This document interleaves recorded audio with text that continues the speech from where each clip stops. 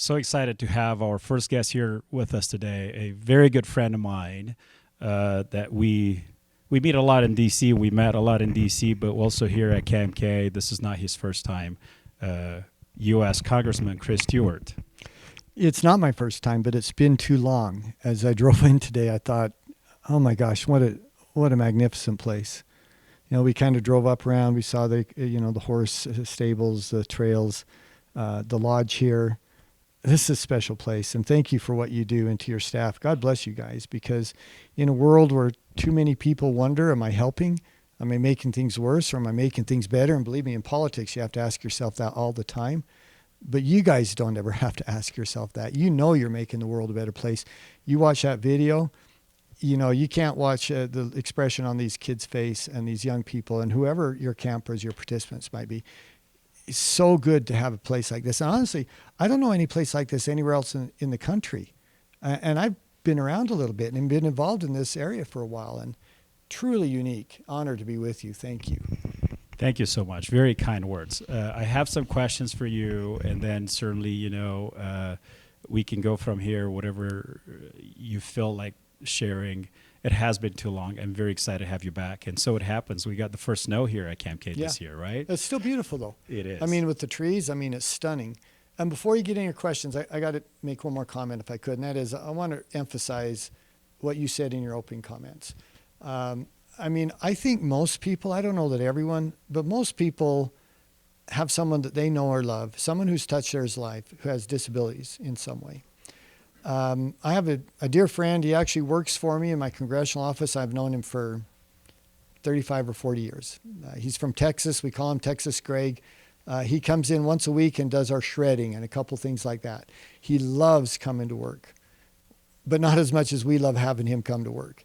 He just brightens up the office, and it's hard for him to get around. He's severely handicapped physically. He has some emotional challenge or mental challenges. So it's hard for him to get from his, where he lives to the office. It's hard, things that you and I take for granted. It's a real challenge for him. But like I say, we love having him come in. And I look at him and I just think what you said, these individuals bless our lives. They make our lives better. They make them happier. And what you guys do here is so important to them. Where else do they get to go ride horses? Where else do they get to go do a ropes course?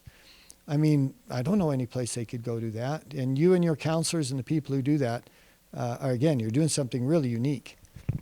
Thank you. It really means a lot. It is true. And I really hope all employers out there, because we're struggling, try and get out of the pandemic, and we're all struggling to be empathetic and understand each other's concerns and life challenges. And people with disabilities, they have that, uniqueness about them that you want to be a better person around them. And, we are all dealing with the pandemic. Everyone is. We voluntarily shut down a global economy. Tens of millions of jobs lost.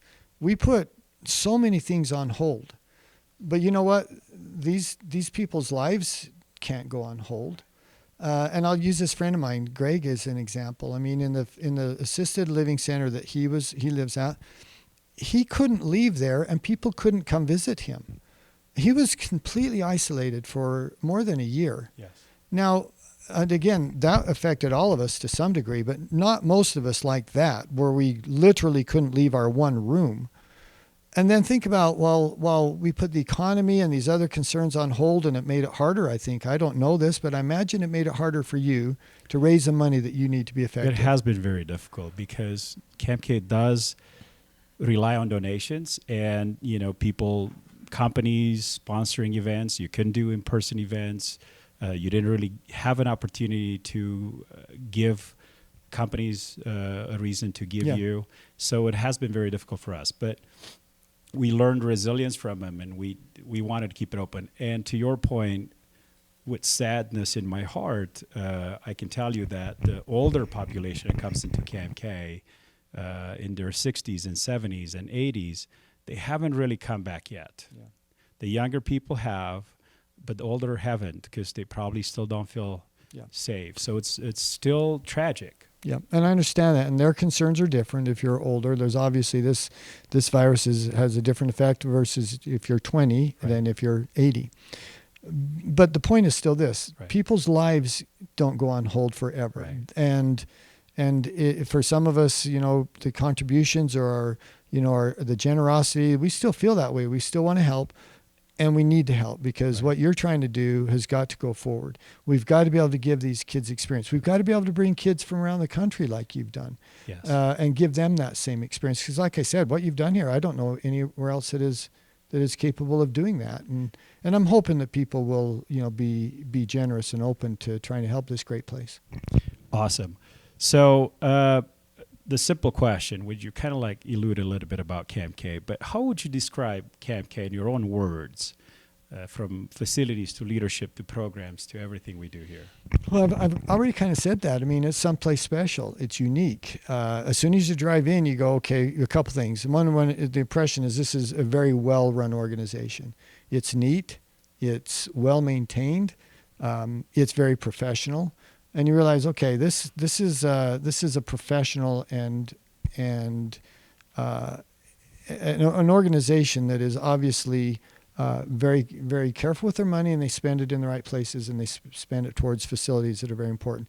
Then you look at the surroundings. I mean, we're up here in this Immigration Canyon. I mean, look at the trees and leaves outside in the snow-capped mountains. That's pretty cool. It's beautiful. And the ability and what that kind of gives some kids, especially some kids who maybe don't get up in nature and up in the mountains like that, like they may in other places.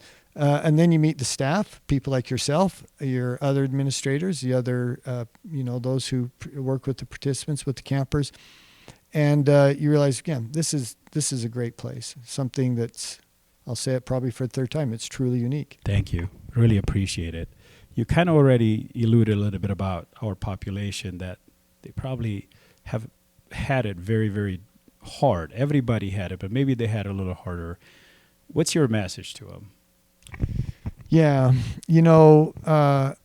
for those who've had those challenges, and all of us have in one fashion or another, right? I mean, the pandemic has affected virtually everyone in the world, whether you've lost someone that you love and care about, whether you yourself have been impacted. I know many people who were very sick for a long period of time, to people like my friend Greg, who have been, in forced isolation for a long, long time, people who've lost employment, et cetera, et cetera.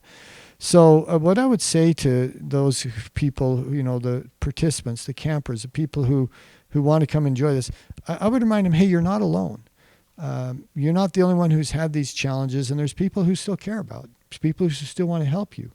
And it's not just Camp K. There's other people who want to help. I mean, my message would be to everyone who's been impacted by this, if we work together, we're far stronger. If we support each other, we're far stronger. If we look for people who we know feel alone, people who maybe don't have the family or the support around them, what can we do to help those folks? I think that's the first thing I would say is, let's not forget anyone. I was a member of the military, and one of our ethos is we leave no man behind. And I think this is an example where we'd want to take that approach. Let's not forget anyone. Let's not leave anyone behind. Let's reach out to... Starts in our neighborhood, Yep. on our street, our cities, Yep. communities. All of us know someone who could use a hand. Thank you so much. We still have, I briefly told you before we went live, that Camp K reinvented program. We stayed open, COVID-free. We kept everyone safe at Camp K. We still face headwinds. Do you have any ideas for us? How can we raise more awareness for our mission, for our population, for programs in the work we do here on a national level? Yeah, I imagine that's a frustration for you. It probably is for most organizations, and many like yourself who rely on the generosity and the good people who just look and say, I want to help. But it's not like, you don't have $1 billion foundation like some organizations do, and it would be nice if you did. But no, you've got to do kind of like many of us do. I was a businessman. I had to fight for my business every single day, and I imagine you feel the same way. I don't know that I'm in a position to give you advice on how to do that, and it'd probably be bad advice if I did, so I'm not sure that it'd be smart for me to say anything. But I think one of the beginning points, at least, is, what we're doing today. Have a conversation about it. Use social media, use the media, use, friends and neighbors, use word of mouth, use anything you can to kind of get the word out. Hey, this is who we are. This is what we do. This is why it's good. This is why it's cool. And will you help us, or will someone else that you know maybe be willing to help us? And that's why, again, we're happy to be here, happy to try to support that effort. I appreciate that very much. I think it really does. People, they are on social media. They probably watch us, see us, but, liking our contact, sharing our contact, probably that's really minimum help that people can make without having to, cost them anything, and they can help us spread the word. Yeah, and when we look at the video and you look at the faces of the people who get to enjoy Camp K, for most of us, we can't spend our lives or our day working with folks like that. But you know what I can do, or what we can do? We can help you. We can help other people.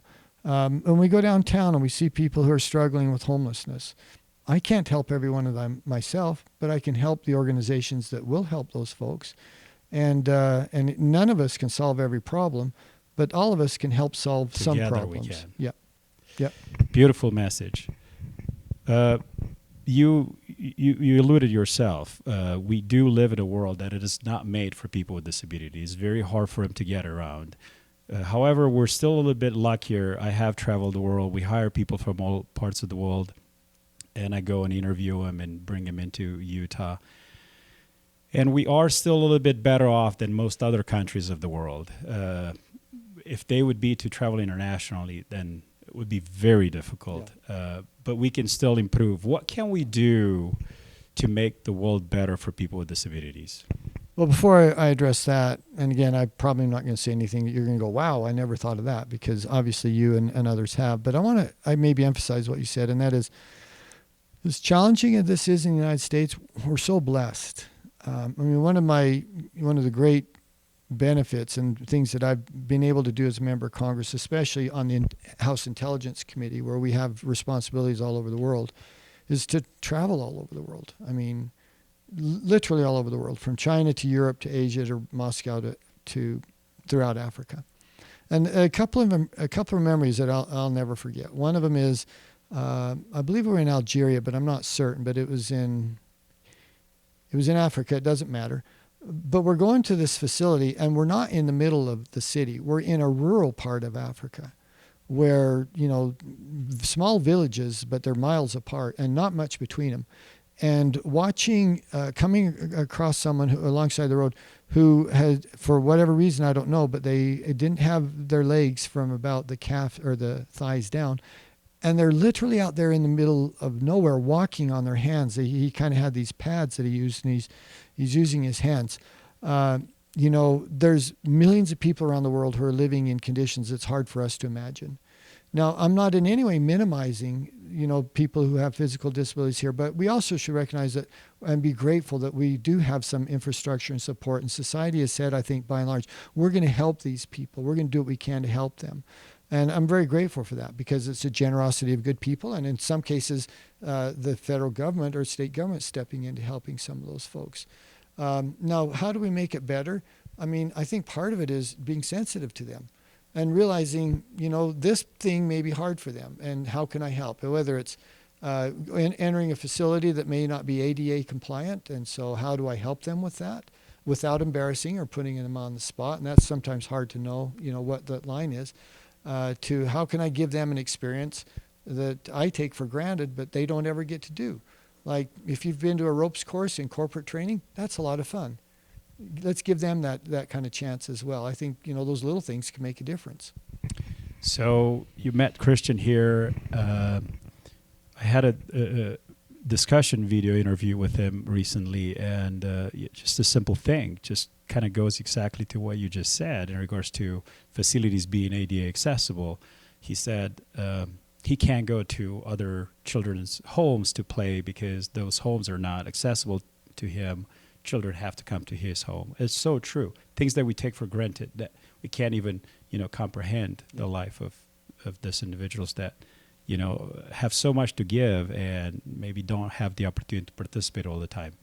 So, you mentioned a foreign country, the experience you have. Now we just pull out our military from Middle East, and, we can't even comprehend. Every country has people with disabilities. We can't even comprehend what the opportunities for those people are going to be next. Yeah. It's very hard. The world is harsh we should always think of what we can do to make somebody else's life better. I can't thank you enough for being here with us today. I know how busy your schedule is, but do you have a final message from here at CAMK? Well, I've actually kind of thought about, what could I say in closing that would matter, and I'm not sure that I have the answer to that. I would just maybe reemphasize what we've already said, and we've spent a bit of time talking about the challenges that people have. The people that I've had in my life who experience disabilities for whatever the cause or the source may be, they have blessed my life far more than anything I will ever done for them. I owe them; they don't owe me. And I think that's one of the magic of this relationship, where you're around these individuals, whoever they are, whatever they may be. It is an incredible blessing in my life, and they remind me once again, life is good, and there's so much good that we can do in the world, and it doesn't take a lot of effort sometimes. Just a little bit of money, a little bit of time, a little bit of consideration can really make a difference to people. So. Thank you and your staff and all the people who work with you. Thanks for the people who donate to you, who are making a difference. And then you get so much more back. That's right. Well, it is a privilege to have you back with us here at CAMK. We're very grateful for everything you do for, our state of Utah out in D.C. I can only imagine what you've been through as well out there for the last 20 months or so since this pandemic started.